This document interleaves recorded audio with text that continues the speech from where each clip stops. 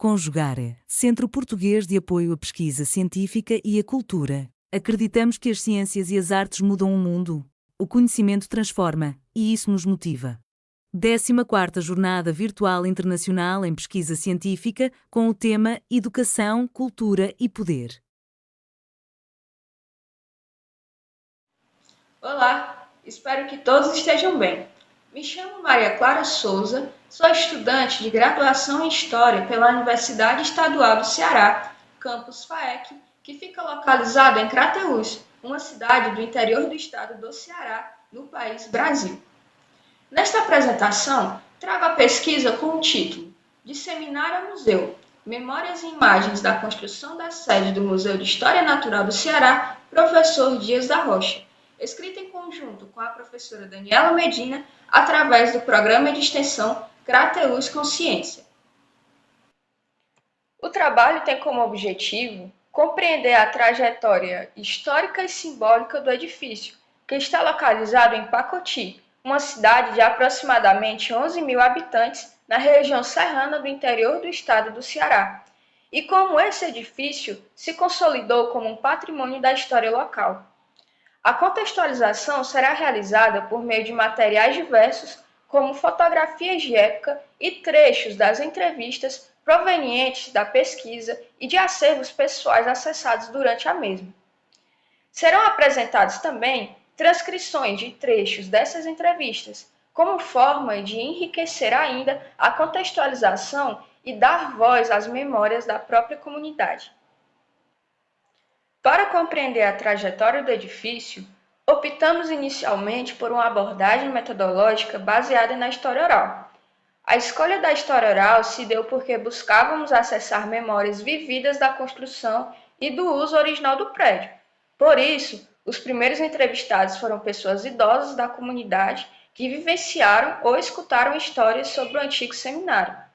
Utilizamos ainda um questionário semi-estruturado, permitindo intervenções e adaptações conforme o andamento das entrevistas.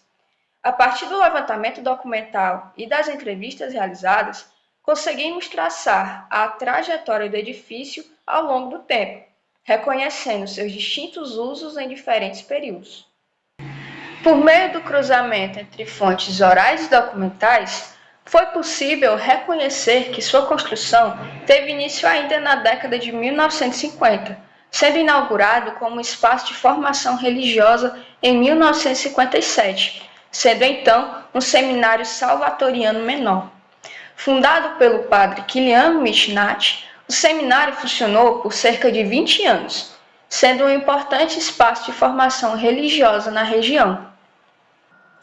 Durante nossa pesquisa, também foi possível encontrar documentos oficiais do Estado, como essa mensagem enviada à Assembleia Legislativa do Ceará, datada de 1956, ou seja, um ano antes da inauguração oficial do seminário. Nessa mensagem, o governo do Estado comunica o envio de recursos no valor de 50 mil cruzeiros, destinados à instituição. Esse documento é um significativo por dois motivos principais. Primeiro, porque confirma o apoio do poder público estadual ao projeto do seminário, revelando que se tratava de uma iniciativa com respaldo institucional. Segundo, porque nos ajuda a compreender o contexto político e econômico da época.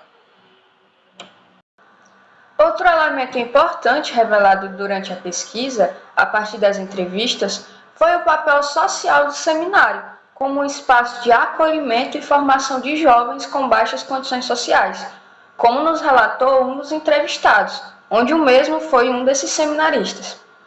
Em um trecho retirado da entrevista, ele diz: "Ele começou ali, o seminário.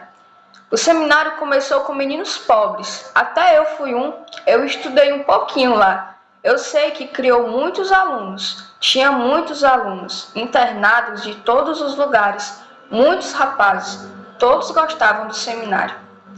Esse relato evidencia que, além do caráter religioso, o seminário também desempenhava uma função educativa e assistencial, atuando como um espaço de acolhimento para muitos jovens do interior. Após o encerramento de suas atividades religiosas, por volta da década de 80, Por contar com diversos quartos e uma estrutura de alojamentos no andar superior, o prédio passou a ser visto como um espaço de grande potencial para a hotelaria, o que acabou de fato se sucedendo nos anos seguintes. Durante esse tempo, ocorreram episódios que marcaram a memória da comunidade de forma negativa, como, por exemplo, a demolição da antiga capela do seminário, lembrada com pesar por vários entrevistados, como eu trago nesse trecho. Teve um episódio lá da demolição da igreja, da capela. Tinha a nossa capela, mas era a coisa mais linda do mundo, era lá. Era lá para dentro, capela boa, era uma capela linda, e funcionava assim, como uma coisa da elite. Tinha que criar um casamento bonito, um casamento social, era lá, não era para todo mundo. E aí essa pessoa que alugou achou, que podia modificar o prédio. Achou por bem, já que lá era um hotel, não achou certo uma capela lá dentro. Aí desmanchou a capela todinha, demoliu o altar, tudo, e formou lá um salão de jogos. E funcionou como se fosse um cassino. E pronto, aí ficou lá. Isso funcionou pelos 4 anos, mais ou menos, esse hotel. Mesmo em meio à descaracterização física e o esquecimento institucional, a lembrança afetiva do lugar permaneceu viva nos moradores. Em meados de 2008, Deusimar Queiroz comprou a edificação e posteriormente cedeu as instalações para a UES. Hoje, o prédio funciona como o Museu de História Natural do Ceará, Professor Dias da Rocha. Depois do incêndio no Museu Nacional, em 2018, muitos acervos que estavam centralizados lá foram redistribuídos para seus estados de origem, como uma forma de evitar que algo parecido acontecesse de novo. Assim, o antigo seminário passou a assumir a função de museu, preservando e expondo parte importante do patrimônio científico e histórico local. Diante da documentação apresentada, percebemos que mais do que uma construção física, o antigo seminário permanece vivo na memória social em torno do atual Museu de História Natural do Ceará, Professor Dias da Rocha, e, sobretudo, nos termos em que essa memória se revela. Através das narrativas orais, dos documentos e das imagens, percebemos que essa memória não se apresenta de forma linear ou única, mas sim como camadas de sentidos afetivos, históricos e simbólicos. Ela se manifesta nas lembranças dos ex-seminaristas e funcionários que por lá passaram, nos conflitos causados pelas transformações do prédio, nas fotografias de época e, principalmente, na forma como a comunidade ainda hoje se refere ao espaço com respeito, afeto e pertencimento. Como nos ajuda a pensar Legoff?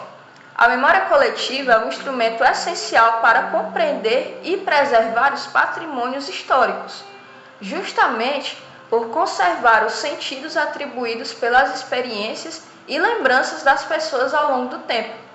Esses espaços não devem ser vistos apenas como estruturas materiais, mas como lugares de memória, que carregam histórias, afetos e constroem uma identidade. Assim, o seminário permanece presente nas lembranças, na fala e na vivência da população local, reafirmando sua centralidade na construção da identidade comunitária daquele ambiente. Agradeço aqui a todos que assistiram a essa apresentação. Realização Conjugare, Centro Português de Apoio à Pesquisa Científica e à Cultura.